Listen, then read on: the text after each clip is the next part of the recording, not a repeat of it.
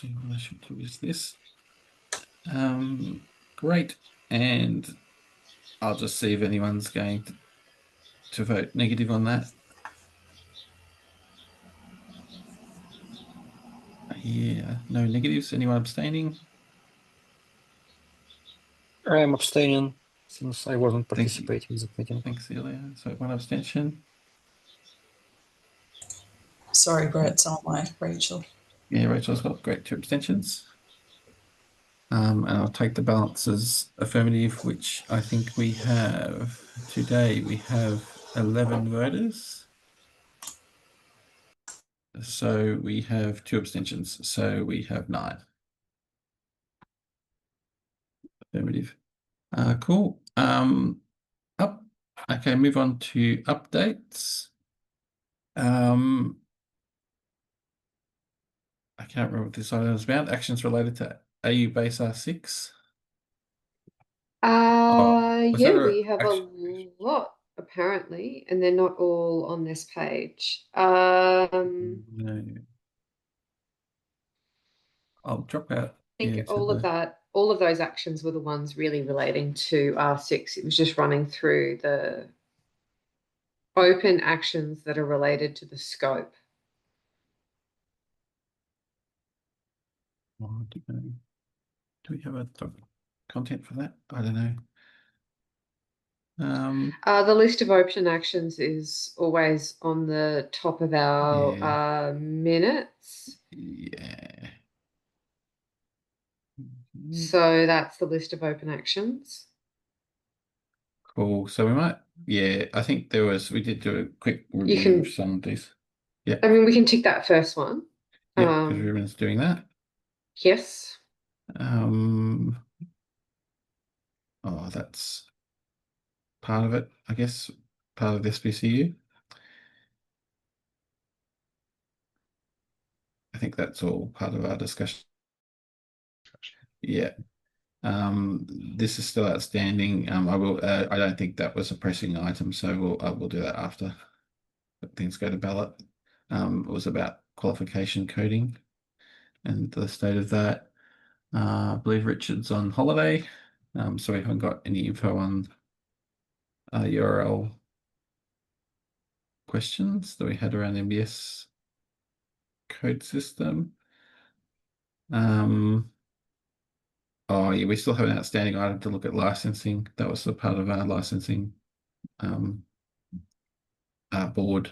I just have an Australian board group, so that's still in progress. That's not been resolved.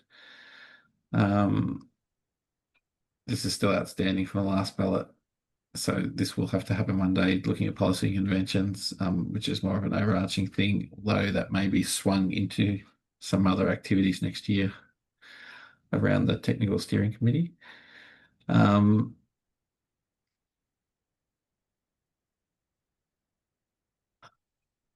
sure what that one was, Dan. Which one? Oh no, that's the one at the very bottom. That's one I need to follow up on because I have no idea either. Yeah, okay. We'll just take that as we'll do. Not sure what that one's about either. I'll have to check that one. AFMM questions, that's more a governance question. We'll have to look at that. Medications profile review and proposal. That's an old one. We might have to look at some of these old tickets and see if we've progressed, but nothing we plan to do for this ballot anyway. I would suggest that should be closed. I don't think it's a relevant action anymore. Yeah. I'm not sure what that was about.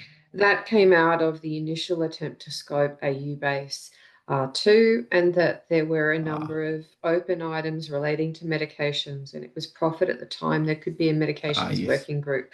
And so we've just had this action open to propose a working party, and I think that's stale, and I think we've dealt with our items, so we can close that if no one objects to closing off that action item.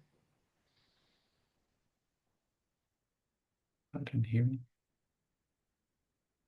I mean, anybody who wants to do work on it can always come back and say they would want to do work. FHIR Work Group co-chair. Oh, that's a technical one for me, I think. I think that's been addressed through a later meeting. We understood how to add AU voters. So that's been Yes. done. Yeah, that has actually happened already. Yep. That's still an outstanding backlog item in DIS. So that hasn't progressed. I think it's still got a ticket attached to it. In fact, since it's got a ticket, I don't know whether we should just. What JIRA do you think? I don't know that it has. Oh, okay, I'll leave that one until I can confirm that. Oh, this is more overarching questions on how we describe AU base and AU core That overall. should be added to the comments of the other JIRAs relating to having profile conventions and policy. Yeah, all right. So some other content updates can cover that. And we had Daniel Bancroft talking to payers around private insurer identifier, but I think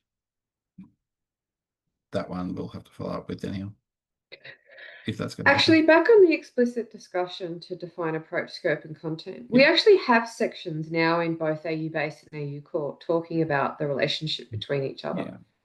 So while can- we shouldn't hold up the content, the agenda in this meeting, we could add this to the next meeting to see whether or not that addresses this original item. I think that one might be done. Yeah, that's all right. We'll just say, is that adequate next time? Yeah, check it. Cool. All right, that's great. I think, oh yeah, we did close a couple of past actions, I think, as well. So the co-chairs did that already. So these were just a Is couple that Stephen on the were. line? Oh, Stephen, did you want to Yes, give a sorry, brief I was a summary on little bit that? late. Sorry, what am I supposed to update on? I think we closed it. About Yeah, the ethnicity. Yeah, look, yeah, I think in our opinion, the ethnicity value set is bigger than what the agency is. So I think it would be useful to see whether or not the AUCDI sort of comes to a decision, and then we can make a decision on that. So until then, I think we probably would defer that decision until later. yeah, cool. And I can probably talk to this other one, Heath Frankel's one. That was mainly around how to create a particularly naming system questions, which we do have looked at naming systems as a mechanism to be able to describe known URLs and URIs and OIDs in particular and as well. So I think that's been pretty much taken on as an HL7 Australia question on how we keep that kind of reference material together and how we publish it. So I think we wouldn't necessarily cover that in the FHIR Work Group at this point. But yeah, it is something that is known. So yeah, we decided to close that one. Cool. Any other actions anyone wanted to mention? I don't know of any other outstanding things. So we'll move on in that case. So our next item, we do have Ruben hopefully going to walk us through. We did You jumped discuss. past the e-vote. Oh, I jumped past the e-vote. Mm-hmm. Totally skipped it. So e-vote, yes, we had an e-vote. So this was on this ticket on which originally was a improvement question from ballot. It was then we did make some changes around this in our last ballot reconciliation, and then this ticket was some of the remaining questions. But having done some further investigation, which I think we have talked about this meeting before, we kind of came to the conclusion that nobody was really going to use or progress these particular extensions and how they're used. And so this there is a proposal here, which was to deprecate those extensions and recraft the related terminology. So with that, there was an e-vote put out, which was announced last week. So we do have the It's a link e-vote to it. Oh, you might go there. result. So we had 8 voters, no negatives or abstentions. So I think, and we've got some coverage there in terms of different entities. So I think we'll just call that one approved. Yeah. So I think we'll just note that as an approved action. So basically, there's a set of changes outlined in that ticket, in that vote, which are included in the ticket to recraft that. And so I think we'll take that action, and with that, we'll probably be able to do that for the ballot content. So it'll be ready to go for that publication. Thank you for that. Now I can move on. SPCU. So sex parameter for clinical use. Ruben was going to take us through the proposal related to this JIRA ticket 51408.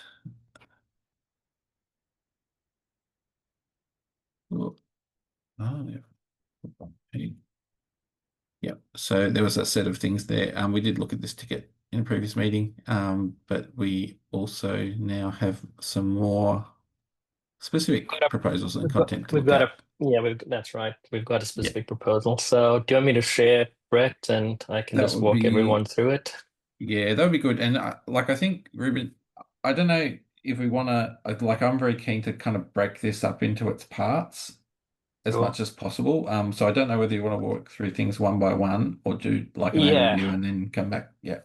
I kind of do want to, I'll do some scene setting first and Yeah, then we cool. can go through it. There's really only 2 key parts to all of this. The one is the sex and gender page in AU Base, and then the other one is just introduction of the element within AU Base profiles or selection of AU Base profiles. Like we can do them in turn. Can I just check how much time I actually have here, Brett, so I don't go over? Or... I've got You have 25 minutes. Yeah, I've got 25 minutes. Okay, that should be more than enough. Cool. Okay, give me 1 tick. I'll share my screen.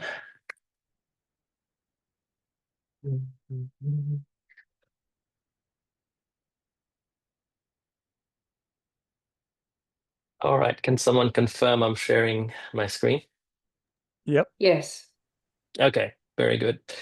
So just to catch up anyone that wasn't here 3 weeks ago when this tracker item was discussed, the key thrust of the change request is to add SPCU as an element in AU Base more explicitly. It's obviously there as an extension that's available for anyone to use, but I tried to, in the last meeting, make the point that it would be good to try and standardize.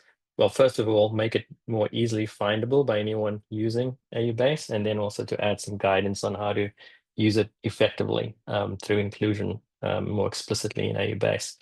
So following that meeting, the action on me was to actually craft the guidance that we'd include. And so I've done that through a few rounds, and actually, thanks to Brett, actually have it in a branch in AU Base, which we can look at in a moment. Before we go to that, I just wanted to give you the summary of exactly what the resolution to this looks like in whole, so we can potentially vote on this. The first part of this is to update a number of AU-based profiles to add SPCU as an optional element, and along with that, some links to the gender and sex page, as well as the Gender Harmony Project, which is what's currently done for other sex and gender data elements in the patient, related person, and practitioner AU-based profiles. So this is the summary of which those are. So condition diagnostic report, which of course is a parent of diagnostic image report and pathology report, medication Ruben, request statement. Hello. can I just ask you to make it your screen a little bit bigger or zoom in? It's Oh, really yeah, tiny sure. for me. Awesome. Better? Yeah, that's much better. Thank you. Okay, great. So it's these 9 profiles in summary. I won't read them all out. You can see them there and we'll have a look at them in a bit. So that's the first part of the change request, is to simply add these, add SBCU as an element within those profiles, and to provide the links to the gender, the sex and gender AU-based page and the Gender Harmony Project page for guidance, and that's it. The bigger changes is in the AU-based sex and gender guidance page. So I might actually now just have a look at this. The first thing you will immediately notice is that this table, the sex and gender concepts table, has grown a bit, both in columns and one extra row. So the new row is obviously SBCU at the bottom. And the reason we've got all these additional columns is because it's being introduced in all of those profiles. So I'm not sure if we want to think of some creative ways to make this table a little bit easier to consume. Can I But just, yeah, and I assume this is a friendly thing. sure. AU base, let me just check. I just wanted to look at the different profiles we've got there. Oh no, it's fine. I misread this as you having AU-based diagnostic request in the table. No, But it's not there. No, it's fine. I saw the wrong yep, thing. all good. So that's the first change. And then I think the key one is this new section way at the bottom for SBCU. So we're basically following our previous advice, which is to say, for all sex and gender related guidance in AU base, you come to this page. So there won't be anything in the profiles that tell you how to use SBCU. It'll all be in this page and can be maintained on an ongoing basis right here. So the first thing this does is it gives you links to the profiles in which SBCU has been introduced, and it says a little bit about what it is, how it's represented using the Patient Administration Work Group's Patient Sex Parameter for Clinical Use extension in the FHIR extensions pack, and that its value element, which is an actual sex parameter value, is constrained to a sex parameter for clinical use value set, which is a required binding and pretty locked down, and then introduces a bunch of subsections which provide general advice in the first instance and then profile specific advice.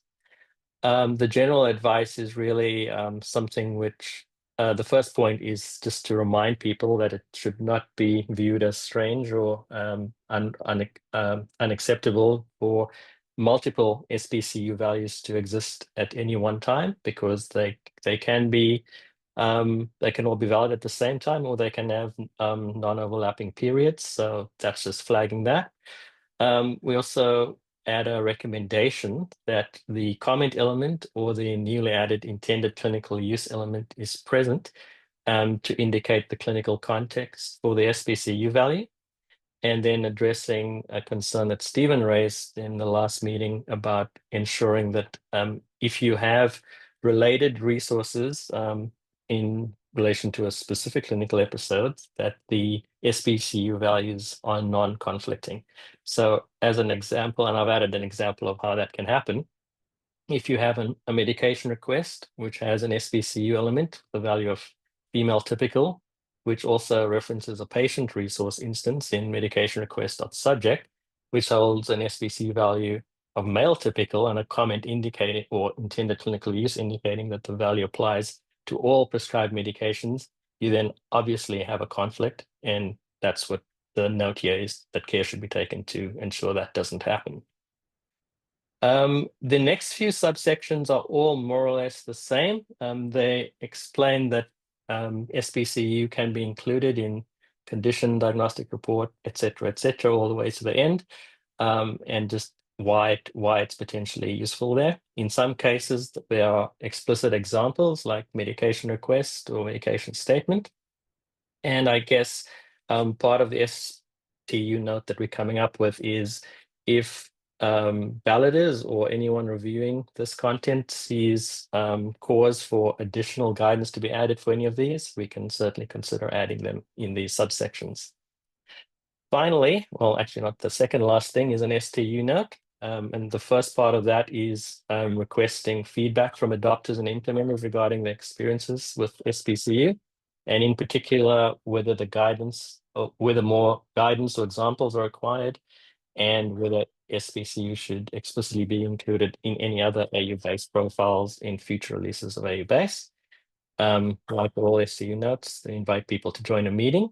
And there's also a note here, and this last note is something which I think will probably be removed, depending on how well the FHIR Extensions Pack ballot goes, which is upcoming shortly, and our ballot of AU-based.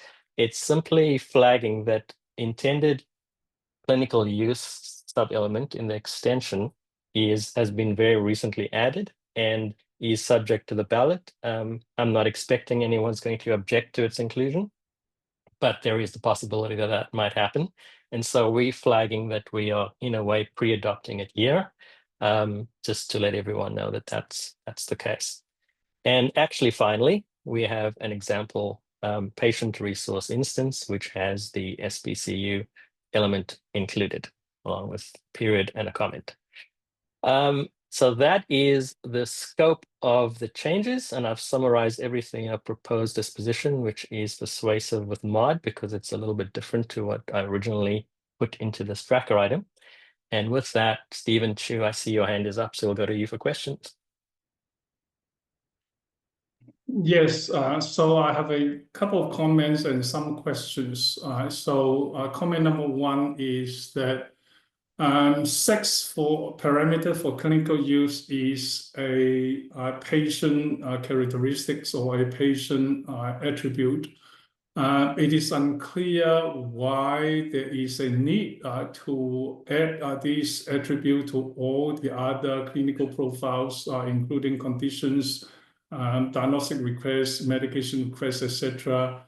And I'm not clear as to what value that extra sort of addition bring to those clinical profiles, given that every one of them would have to reference the patients to provide the context. And if the patient itself already include the sex for clinical use extension, why is there a need to repeat everything, these parameters in every other clinical profiles? So I'm scratching my head as to why the redundancy, what clinical utility or business utility does it bring at all, if any? So that's sort of like one comment and a question. And the second comment, which I had actually had extensive discussions in the early years when I was participating at a gender harmony project at the HL7 International, in which I make the comment that the value set itself offers very little, if any, at all clinical utilities to a clinicians who are making clinical decisions.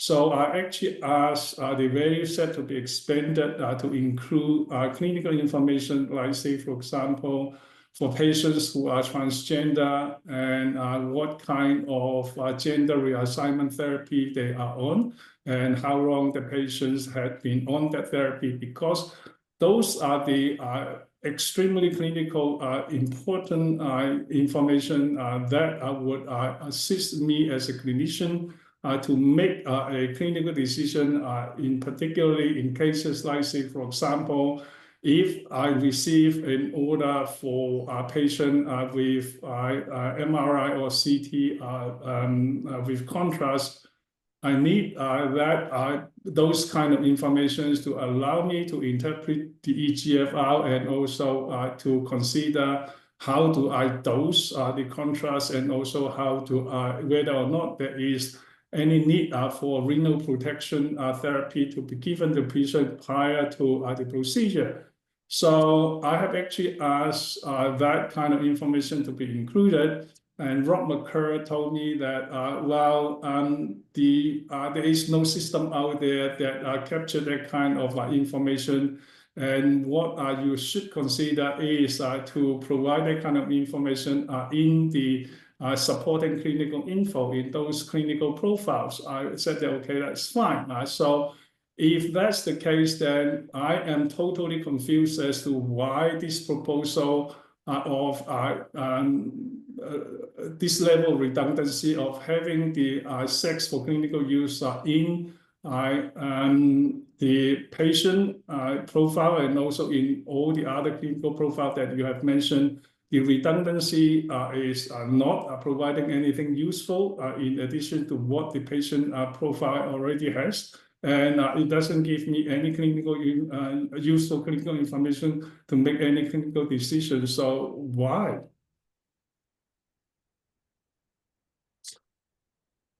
Okay, so I think the only thing I can speak to is the first point.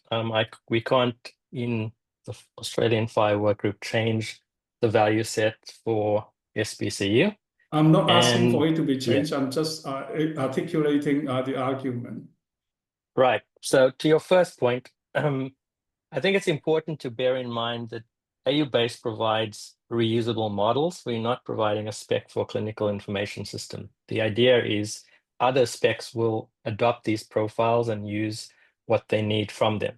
The key answer to your question is inclusion. When SPCU was designed, it's an extension that can be applied on any FHIR resource, and that was deliberate so that implementers will have the option to include this in a resource that already communicates a clinical context, be that a procedure or a medication request. It's not potentially possible for them to reference a patient resource that has SPU on it. And it's also not, it might not be possible that the SPCU value that's on the patient resource is specific to the clinical context for which they need it. And that's the reason it's been explicitly included in all of these other places to make that clear that they can use it there. If it is not possible for them to include the SPCU in the patient profile, what makes you think that they are able to include it in the other clinical profiles? That defies understanding. Well, I'm not making that assumption. I'm just making it an option for them if they're basing their interoperability solution on Well, but AU-based. you are making that option based on the assumption that the system out there will not be able to capture sex for parameter for clinical use in the patient profile. And if they are not able to do that, then how on earth can they do it in the clinical profiles? Well, they're implementing a spec, Stephen. The spec will be one that is adopting these profiles from AU-based, and that spec can then opt to use it in one or more places. The reality is, but if the spec is already sort of providing the option to use to be used in the patient profile, then there is no reason for the redundancy. Oh, no, there is a reason, because this is a foundational spec. We are not developing a spec for a particular interoperability solution. Remember, these are profiles that can inform the creation of other FHIR implementation guides. And in fact, just as a key example, we have already voted to adopt SPCU in the e-requesting FHIR IG on service request. I might let Michael, do you want to weigh in? Yeah, I think maybe, Ruben, can you go back to the guidance page on it? I think the guidance does explain the use fairly well. To me, like, for example, service request, scrolling down, maybe making it a little bit bigger. Just make it a bit bigger. Thanks for the old. Sorry, thanks. I forgot there was a different screen. Sorry. If we go down to service request, down the bottom of the list. So when it's used on service request, that'll be the clinical context for the SPCU. So for this particular exam test, whatever's being requested, that's where the SPCU is relevant. I think then when you talk about patient, it's talking about exchanging patient, that the SPCU needs to include the clinical context. That's it's right. relevant, right? So the patient by itself doesn't have any clinical context. So a service request has clinical context. The patient itself doesn't. So if you're using it on patient, you've got to provide the clinical context where it's relevant. So I think this guidance kind of gives that indication of how it's supposed to be used.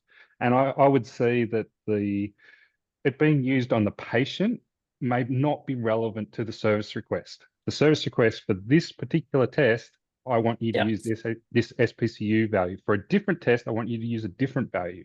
The patient might remain the same for both of those. But Michael, that value itself tells me bugger all in terms of what I need to make clinical decision. All right.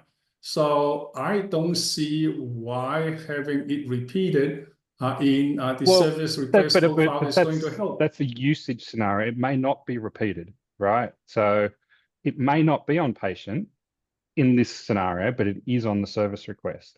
But if it's so not it's very context specific about how it's being used, and I think we're not talking about the use cases here. At this point, I think we could come meet in the middle. This is not why my hand is up, for a friendly amendment. The things we're talking about aren't actually directly in this guidance. The bit around it might be duplicated, but it might not. And we could say that there's an expectation that use case guides make clear if they have support for both, what that would mean. So we could add that in. Sure. Yeah.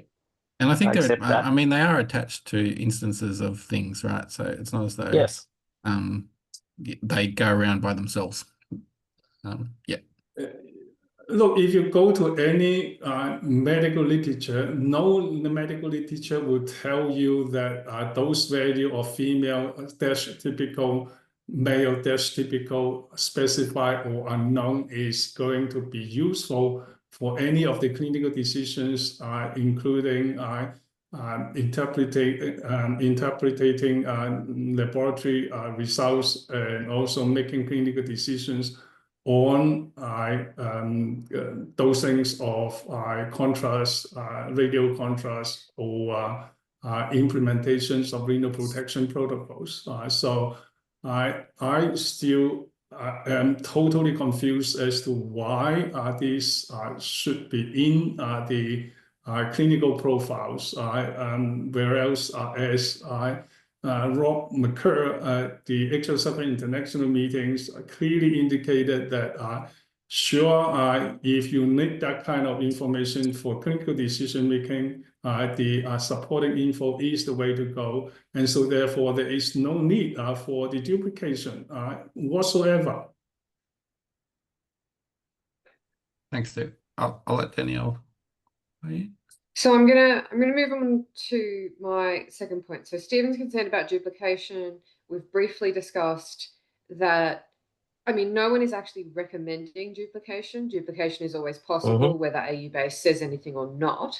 But we could make a specific bullet point in this guidance to caution against it and advise that downstream IGs, if they are going to support it or need to make clear how this is used. The thing I wanted to move on to is, and it's sort of on the topic of where this is used and where this isn't. As I run through the list of resource types, it makes a great deal of sense to me on requesting. So where we've got the service request and also where we've got medication request, that's easy, obvious to me. Where we get to reporting, I think I'd raised an earlier point that, and I think Michael Osborne's also popped it in the chat, that we also see things like observation reference ranges that I know there isn't the observation in this list. There's just at the report level, but there might need to be some further comment about that if that was included. Outside of those, I get really confused. So condition makes no sense to me. And procedure makes no sense either. And procedure makes no sense either. Procedure is something that has already happened.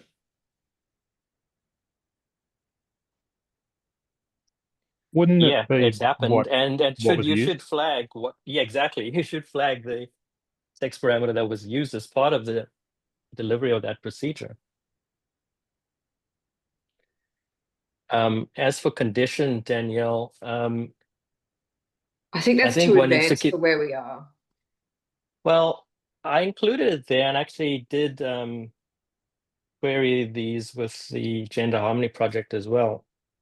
The argument for condition is if you're conveying a condition that someone has, it might be assumed to be erroneous if it's a condition that's associated with a sex which is not consistent with someone's gender identity. And that was kind of part of the argument. It can potentially be flagged there. But again, Yeah, that really where you with said that. itself doesn't give me anything for me to understand the condition. All right, it comes back to the utility of the value set. What does a female typical mean? All right, for me to interpret the clinical condition, nothing. What does specify Look, mean? Peter, What does sorry, unknown mean? Stephen, Nothing. I think your argument there is against the model itself. And I don't think we're discussing the model here right now. It's not about the model itself. It's about the inclusion of the extensions in the condition profile. It doesn't offer anything. Okay, Ilya. Yeah, go ahead. Yeah, so I think that like instead of adding SPCU extension on condition diagnostic report and all other resources instead of patient is like incorrect. I prefer to have SPCU only on the AU-based patient resource. And if for some reason I would like to specify SPCU, for example, for condition, for this case, I am proposing to have a contained patient resource that has SPCU extension. I think it will be much better than have SPCU extension on the resource on condition resource level. I totally agree. More flexible. We don't need to define like a condition diagnostic report. You can take any resource. If this resource has reference to patient, I am just using contained patient resource. I specify SPCU on this contained patient resource. Everything accordingly to spec. No arguing, works pretty well. It's my proposal here. Yeah, that's the best proposal. I totally support that. So I'm going to respond to Danielle firstly on condition. I'm okay with removing it until we can better justify its inclusion there, but I am not accepting a friendly amendment to have contained patient resources all over the place. I think that would be a terrible precedent to set, given that the extension is appropriate to be included in the resource itself. Also, recommendation of contained, that's not what AU-based does. No. AU-based can't do that level. That's use case. Nope. Yep. Okay. So I don't want to cut it too short, but we're going to run out of time. I think I've heard a few people in favor of the specifically service request, but maybe other request profiles, which I think is where e-requesting is coming from. They kind of need it or want to use it. So I guess the question is, would we, as a bit of a way to make some decisions around this, is maybe we can address these individually? Well, maybe in the interest of time, I've already accepted a friendly amendment to not include condition here, because I think the argument for it probably needs to be a bit more fleshed out. To save time, and I'm noting that Stephen is opposed to all of these. Is anyone opposed to any of these other profiles for inclusion apart from patient, which I think we all agreed with? I am. All of them, Ilya, or specific ones? I'm okay to have only on AU-based patient and use contained resource. That's how I think it should be done. And yeah, I am against to include SPCU of all other resources. Did you want to respond to Danielle's comment? I totally agree with you. did you want to AU-based respond to doesn't Danielle's comment? provide that level of Yeah. implementation guidance. It's not a constraint specification. It's definitional. You'd be Yep. looking to submit that to AU Core if you wanted to make a wide-ranging recommendation, but BASE can't do that. We could mention that it's a possibility, but we certainly couldn't make it some kind of recommendation. Yeah. But what is the reason of including them in all those AU-based profiles apart from patient? So I think patient is the only one that makes sense. All the other one doesn't make clinical sense at all. So I don't see how. And if we can't sort of have contained resource in AU-based, that's fine. Then let us just deal with AU-based patient, and I don't do any of those others and leave it to downstream sort of work.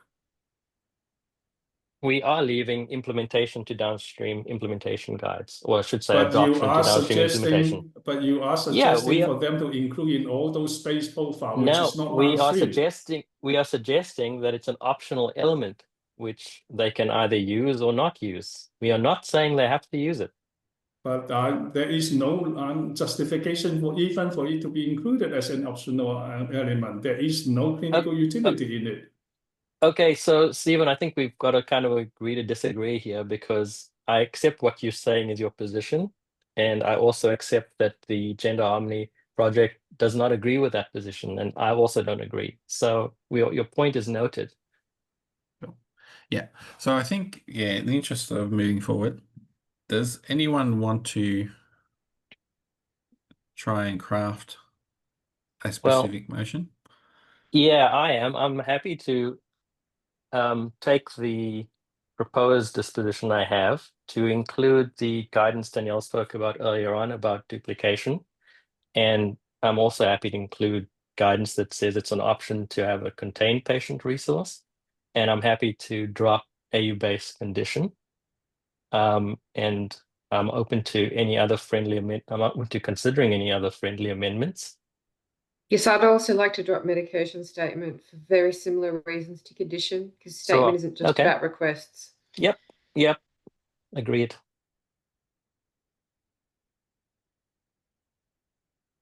Okay, not hearing anything. I did have a question for Danielle, and this is also about AU-based editorial policy. Yeah. Do we have a position on best practice constraints? We haven't done them yet. Okay, so just for not as part of the disposition, I didn't include it in the disposition, but one of the things that I did put into my branch for this was a best practice recommendation that when you include SPC on patient, that you either have comment or intended clinical use present. If we don't do best practice constraints, then I'm happy to not include it at this time. There's a difference. Sorry, I thought you were calling it out as like, capital B, capital P, because I know FHIR has some denoted things as best practice. We often make statements like how we're talking about the guidance about duplication and being aware of things. So cautions on when you do this thing, you need to consider doing this other thing for reasons. We do a lot of that in AU-based. So it's just not officially best practice. Yeah. I understand. So I've actually put the sort of human language around that in the guidance, but I also thought it might be helpful to have this as a best practice constraint. I'm not fussed about including it or not. I just thought it might be nice to have if we do. Yeah, that's fine. Just a flag to drop that when the editorial work is done then. Okay, Brett, I'm happy to make that motion as I've stated it. Is that motion clear enough for everyone? No, I don't get what it's a lot of stuff, so okay, so if you have a look at the ticket, Ilya, the only changes to this proposed disposition is we are dropping inclusion of SPCU and associated guidance for AU-based condition and medication statement. And we are adding 2 additional points of guidance, and one is to flag that duplication is a potential thing to be aware of when you're referencing a patient resource and including SPC on both the reference and the reference instance. And also that implementers may opt to reference a contained patient resource as an option from the others. And those are the amendments to this proposal. Everything else stays the same. Okay, thank you. It is much clearer right now. And maybe one more comment from my side. So, for example, for EU-based diagnostic image report, in which case I would like to have this extension on the on the resource level instead of a contained resource. So I understand that there is some kind of governance issue and so on, but I understand a particular use case. So when I will not be able to do this trick with contained resource.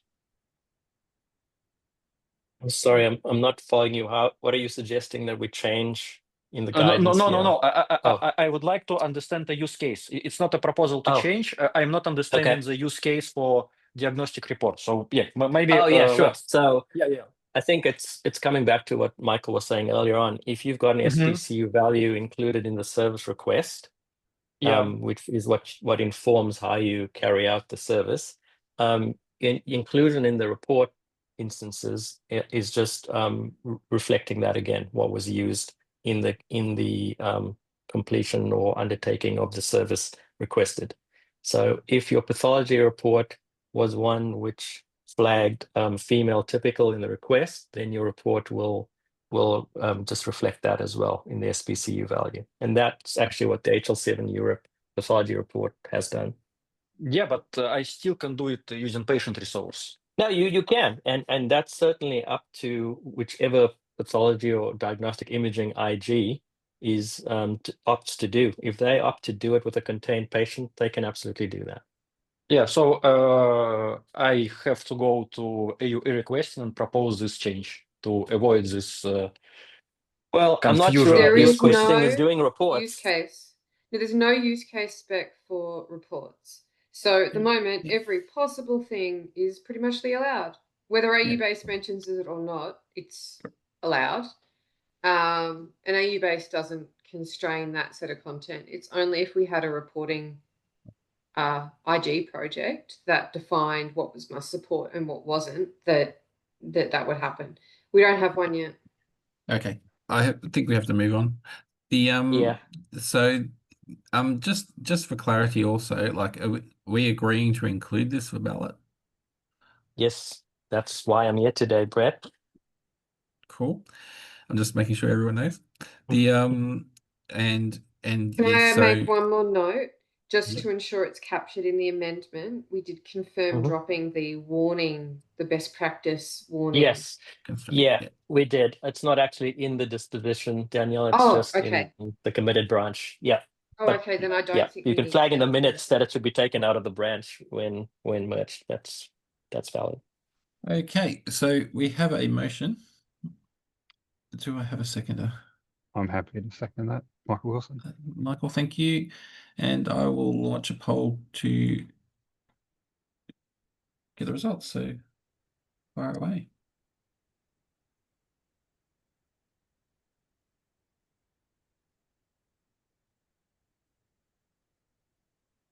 Okay, great. We've got 13 voters and I've got 11 votes. 12.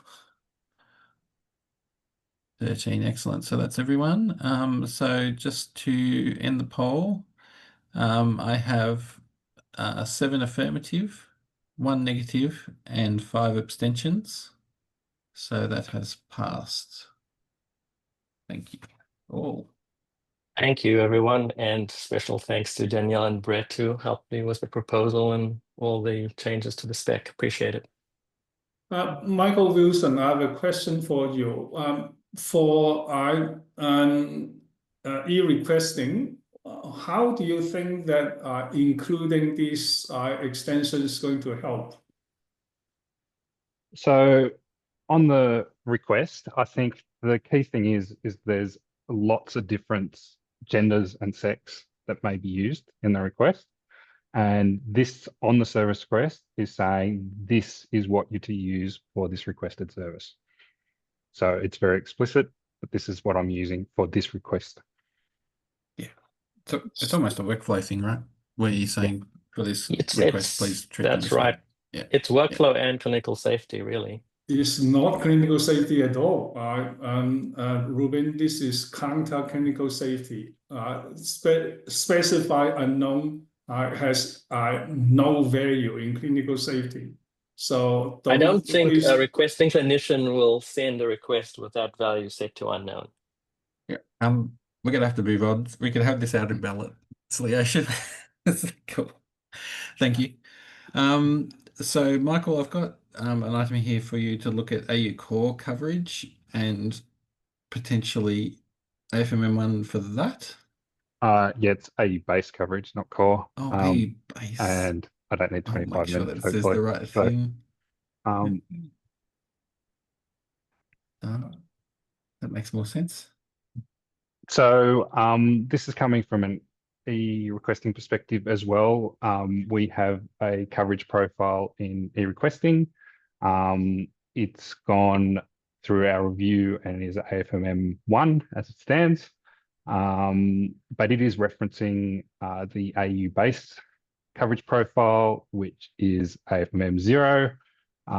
As such, it would not go in the release, and therefore we couldn't use it in e-requesting. So we're looking at whether it's acceptable for AU-based coverage to move to AFMM 1 for and be included in this release of AU base. So I'm noting that there are no errors or warnings on that profile as it stands currently in AU base.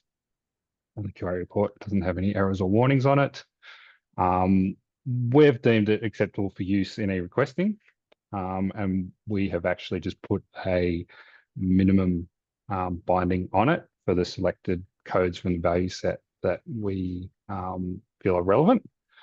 But wanting to understand whether there is anything else further we would need to do here to make this AFMM 1 for AU base, and whether we can move it or we in e-requesting need to make alternative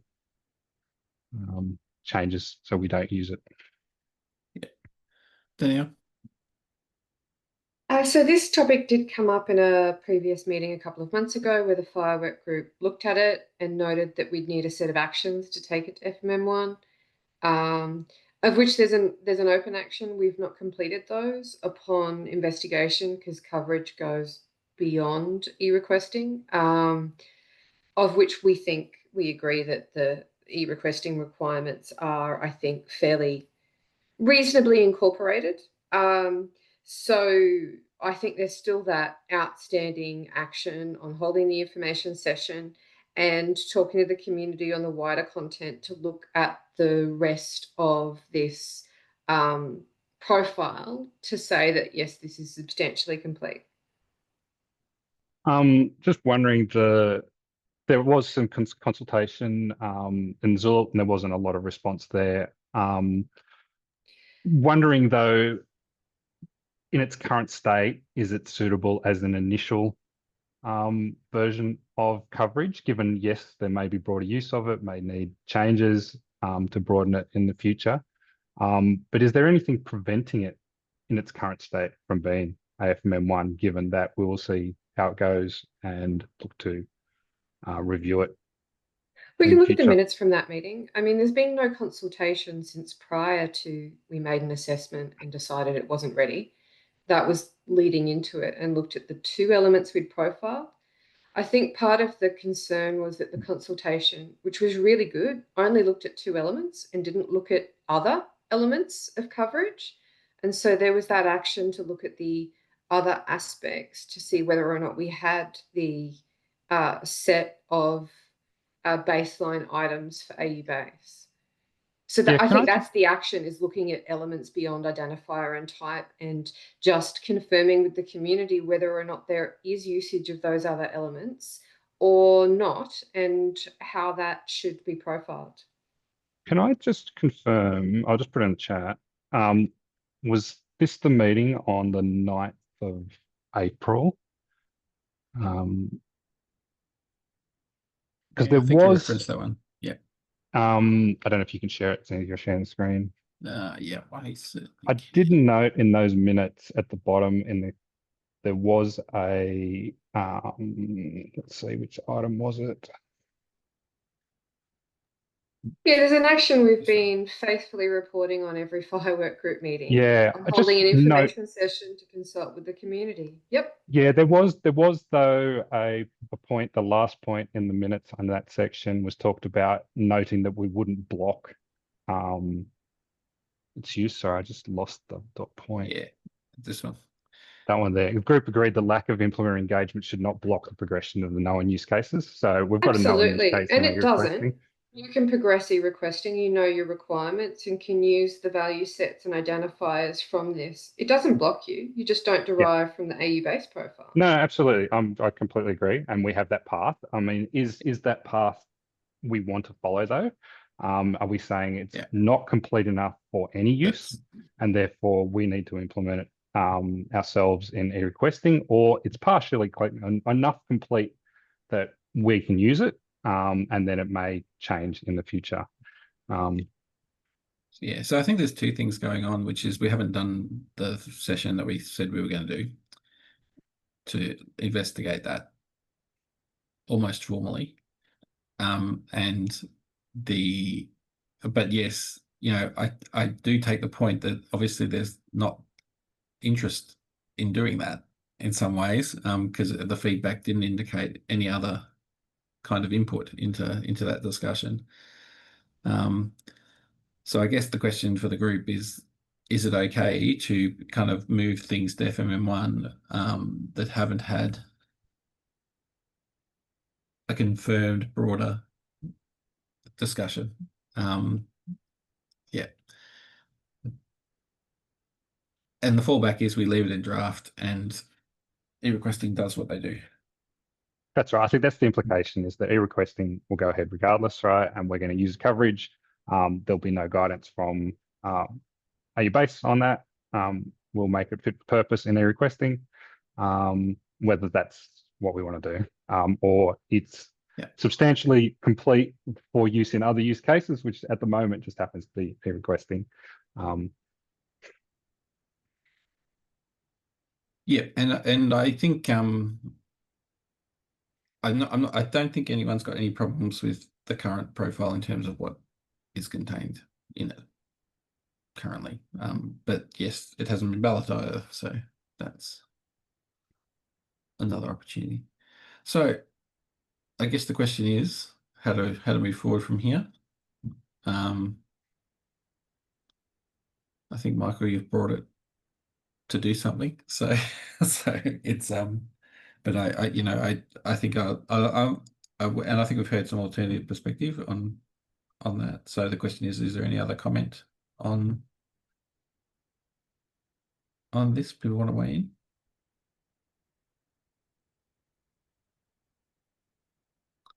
Not really. I'll entertain motions. Well, I'd like to motion that we accept AU-based coverage at AFMM1, given there's no errors or warnings on the QA report, and it's suitable for use in other use cases like e-requesting. Hear that? Sorry, but we don't know that it's suitable for use in other use cases, but otherwise, okay. Well, it has been used in e-requesting and e-requesting profile. Okay. Do you want to restate the motion for Angus since he's arrived? Oh, Angus, good timing. So I'm just making a motion that we accept AU-based coverage at AFMM1 as there is no errors or warnings in the QA report for it, and that it is substantially complete for use in use cases like e-requesting. Any seconder? I can be the second. Thanks, Ilya. I'll launch a poll. Here we go. So now we have, I still have 13 voters.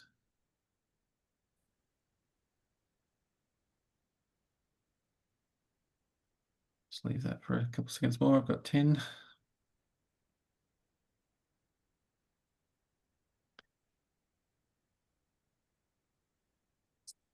Can I give a countdown? 5, 4, 3, 2, 1. Okay, I'll end that poll. I have 10 affirmative, 1 negative, and no abstentions. Okay, cool. Thank you. So that's that.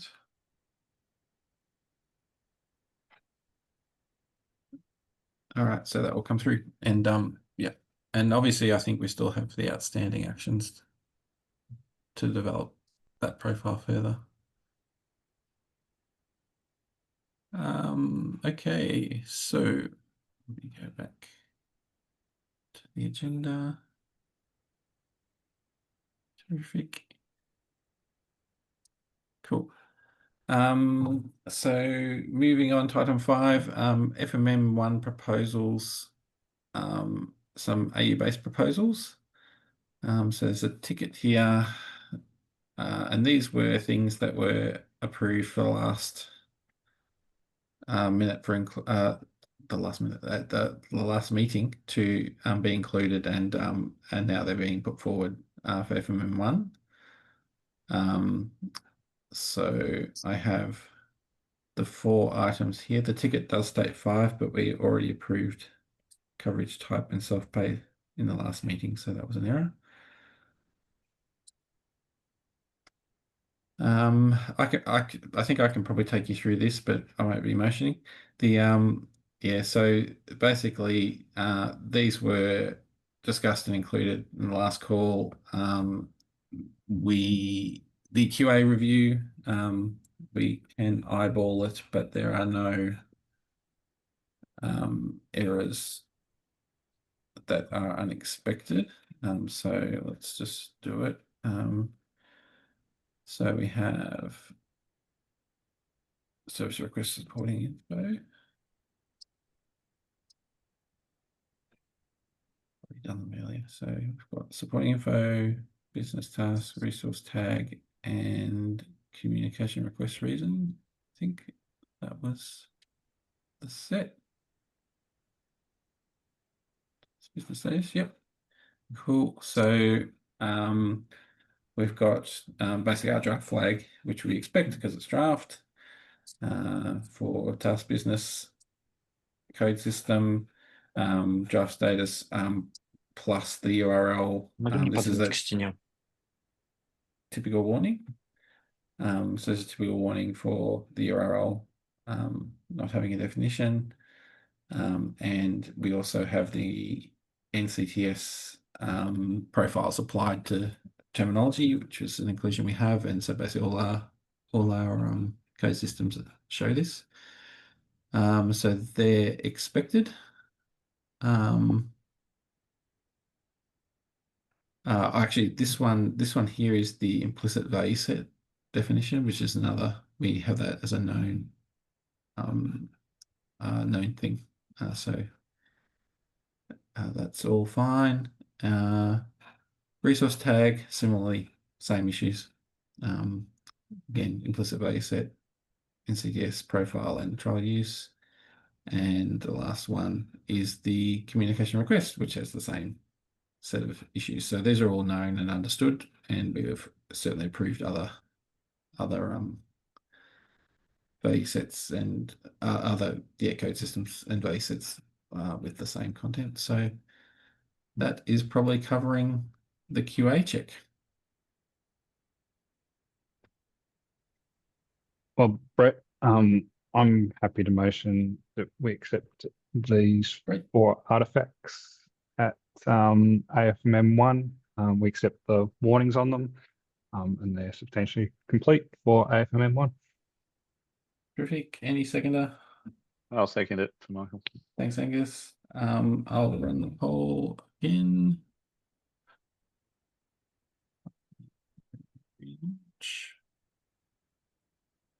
Right.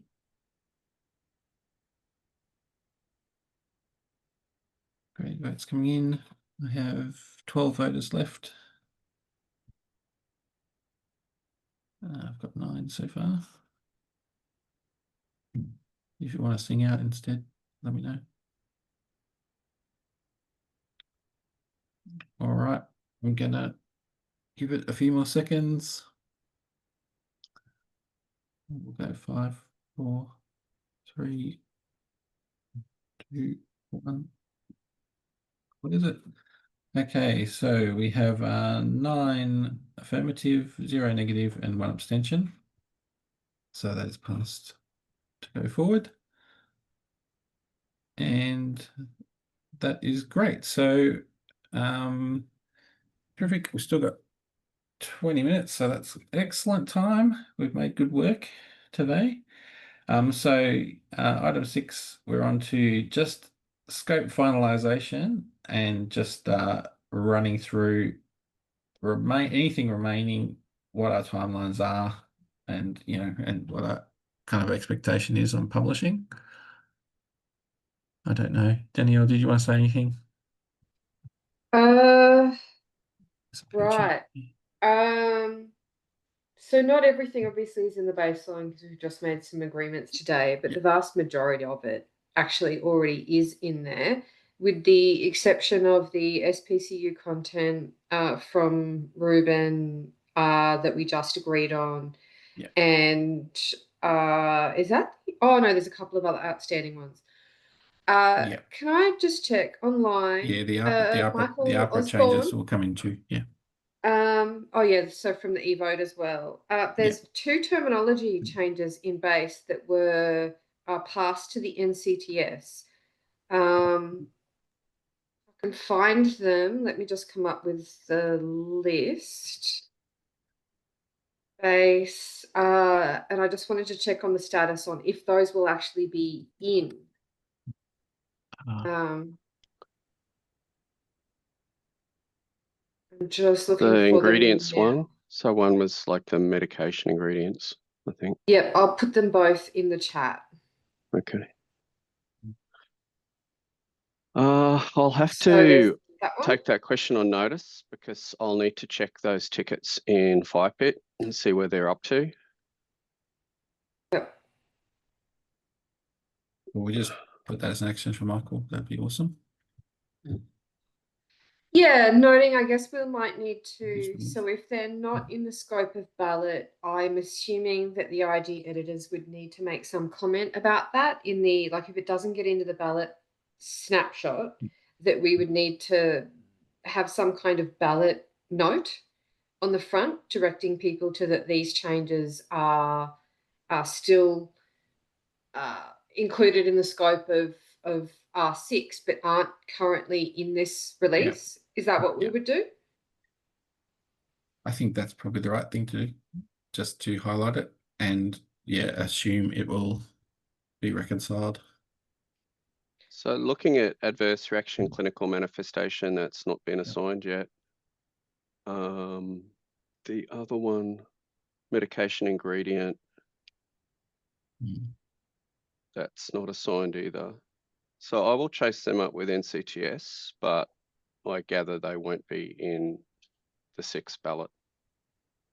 All right, cool. Can you CC myself and Kate on that one so that we can Sure. escalate or make sure that we're able to talk to the priorities so that that can be communicated through the NCTS like workflow. And so we would include a STU note if it's not available. Yeah. Yes. And it looks like we'll have to. Yep. Yeah. Cool. I think that's all we can do. Cool. Okay, so in Anything terms else? of the AU-based content, so we've got those 2 items that won't be in the ballot scope. All the other items we have agreed on will be in the ballot scope, the majority of which are applied. There's only a couple outstanding that will come through then. So the ballot opens, when does that open? That's the 7th or 8th of, is it, of September every or August? So. I'm getting confused now about, yeah, it's in the calendar, actually. It's in the calendar. Yeah. So we do have. Yep, that's open for a month. Voting. So publications will be up on the 4th or before, and voting opens on the 11th through to the 7th of September with the connectathon in the middle, or near the end. Yeah. And then after that, we will be running through, so rough timeframes, with the intention to complete reconciliation by the end of October. That is subject to our downstream IGs, because base, a number of issues might end up being kicked up from e-requesting, patient summary, or core into base. But we would like to complete no later than the end of October. Take a reconciled snapshot into the December connectathon. I'm assuming HL7AU will likely have one in December. We have for the last few years. And then look to publish in January. We could publish earlier, but again, I think we are really looking at supporting the downstream projects as to when we freeze. If they're still going and there's some consideration on if that impacts base, we might need to make some decisions at the end of this year on how, whether or not we tie closely to that, or whether or not, depending on how they're doing, there might be an out of cycle or a 6.1 or something. The other aspect is when we finish reconciliation, we might also then look to go into R7. So we might even start R7 this year, even if R6 isn't fully published. If we've finished the reconciliation and we have a branch going, which would be maybe December or something this year. I think it all really depends on what comes out of the ballot. So it's kind of rough timelines. So I'm expecting definite publication by end of January 2026. A small possibility it will actually be December this year, subject to the downstream projects, and R7 will start kind of like around those timeframes. That's good.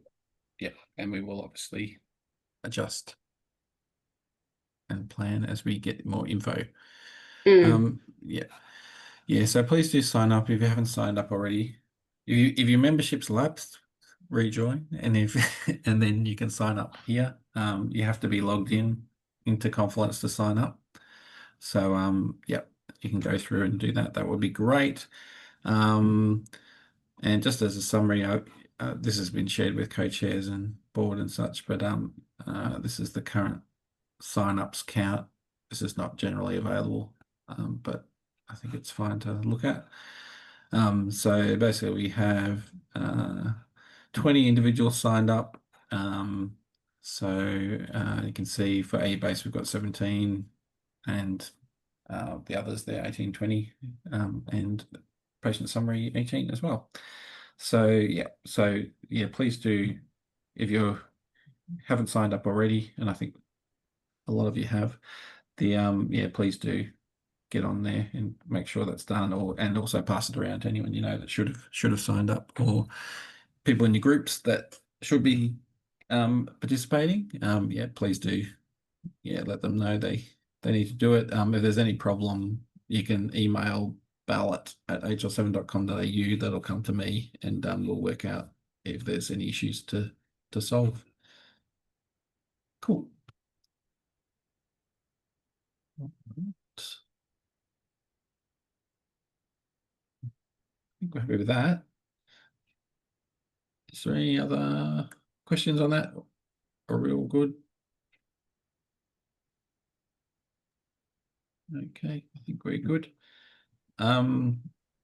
So we do have 10.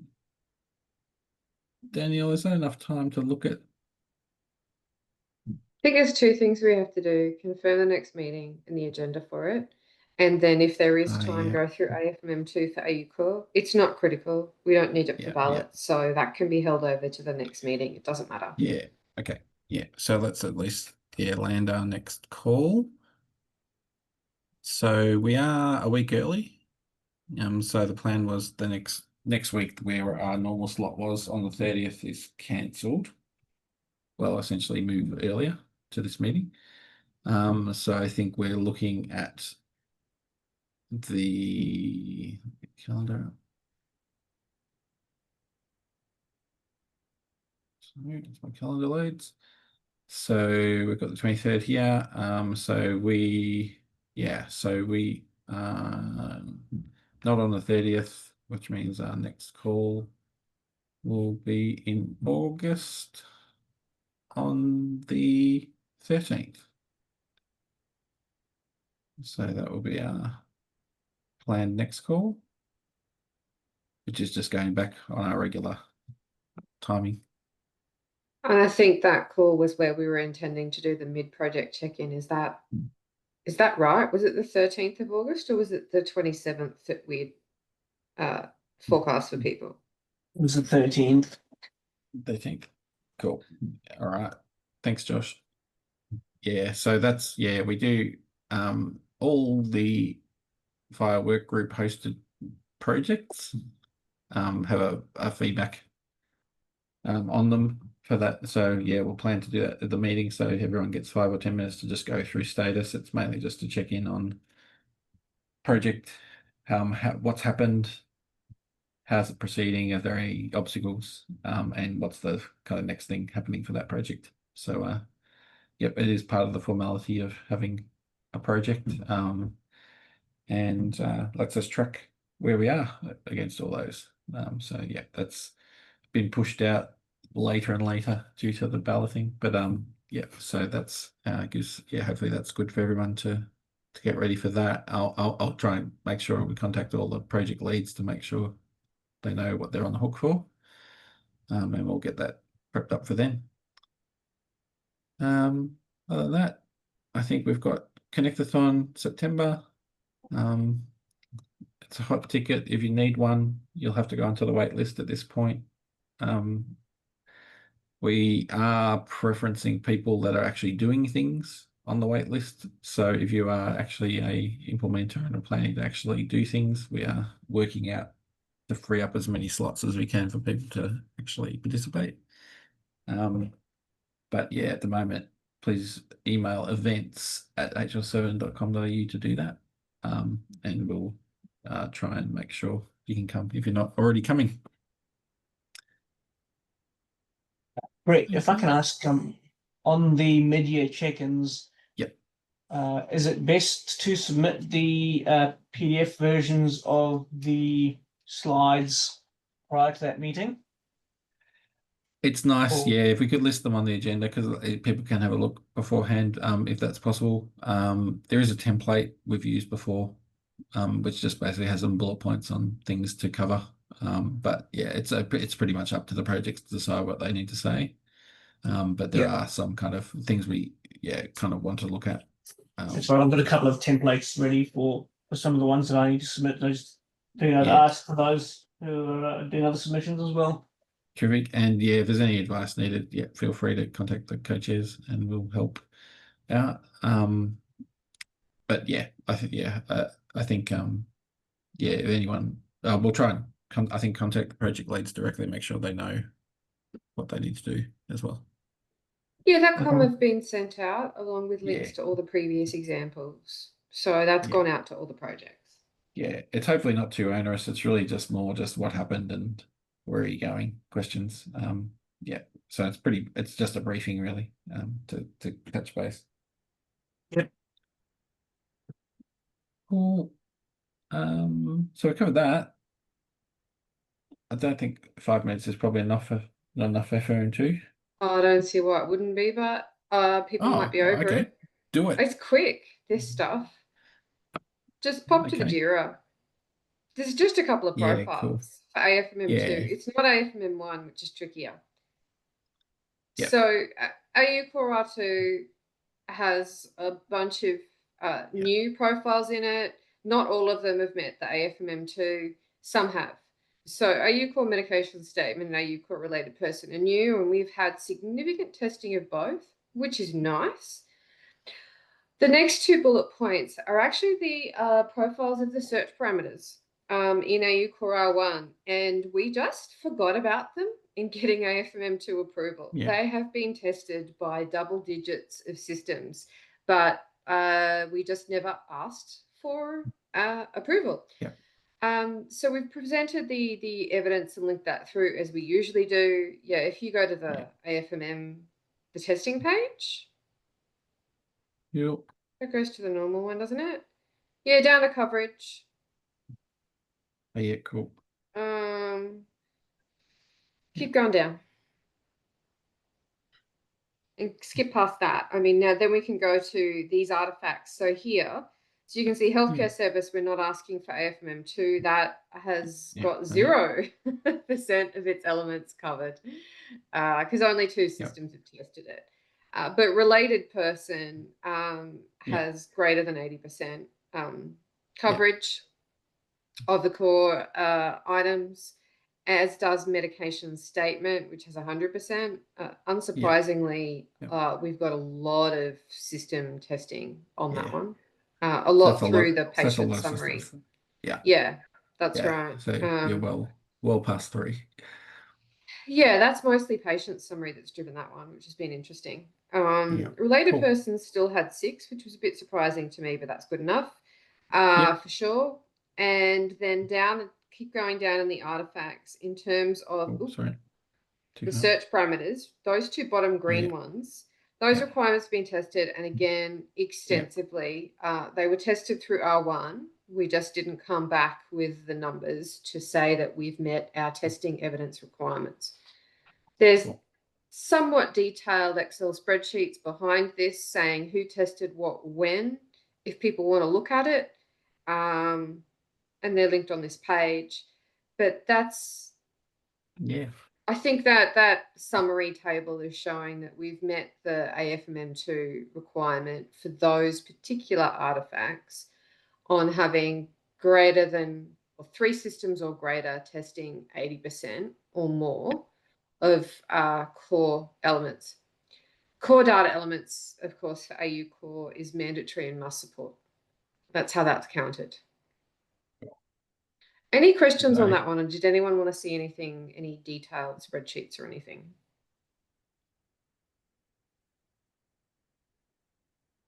Hear anything? No, in that case, I'll motion that we endorse AFMM2 for the AU Core artifacts in this ticket. Is that actually the better way to say it? Just in this ticket, or should I list all 4 of them? Nah, that ticket's fine. All right. She will include it. Then I motion we endorse AFMM2 for the AU Core artifacts listed in this ticket. Great. And any seconder?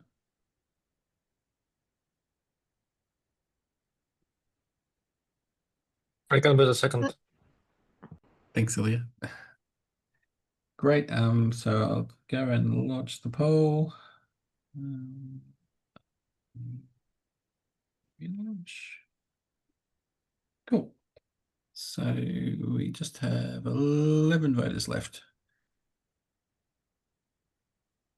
Just leave this run for a second.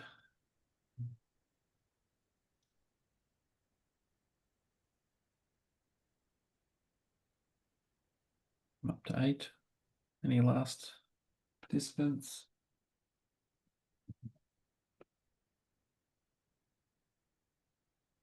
Give us a count. 3, 2, 1. I'll end that poll.